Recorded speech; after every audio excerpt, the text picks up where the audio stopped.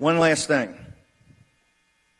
The biggest scam they have, the biggest con, is not just the appropriations process and how they fund it. It's the Federal Reserve.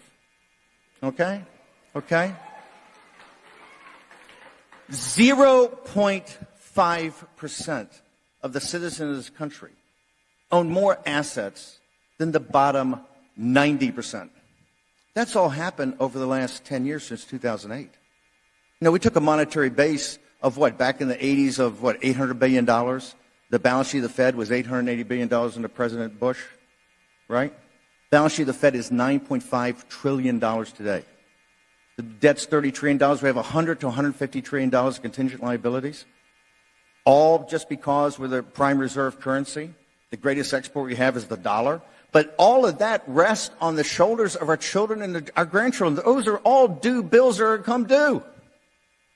All we've done is we've just cranked everything up. That's why they're talking about these ridiculous, insane bills of trillions of dollars, because the Federal Reserve will print the money.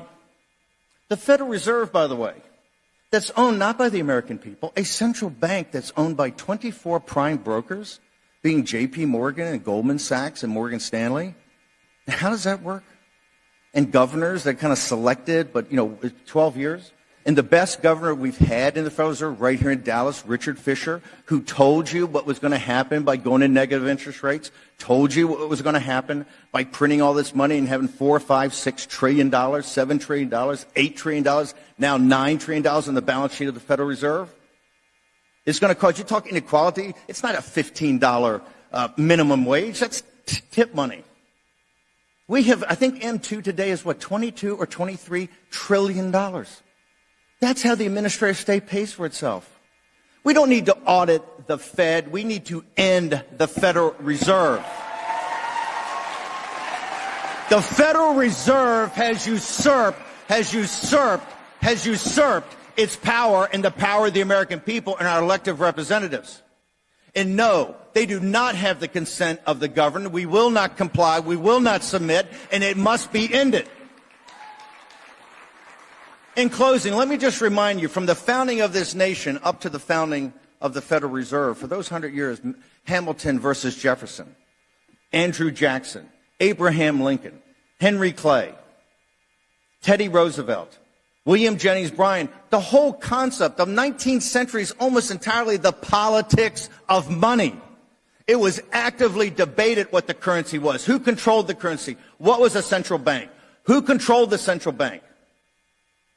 After the Federal Reserve was formed, we've lost that. That is going to be one of the, if not the most major issue we have. We have to end the Federal Reserve. We have to turn it back. That central bank is going to be owned by one group. You know what that group is? The American people. The American people. Not a bunch of fat cat prime brokers on Wall Street. Not guys like, not third-tier bankers from fifth-tier firms like Powell. You're going to have the American people control their own bank and their own currency. Vous n'avez pas entendu parler du facteur? Les nouvelles du facteur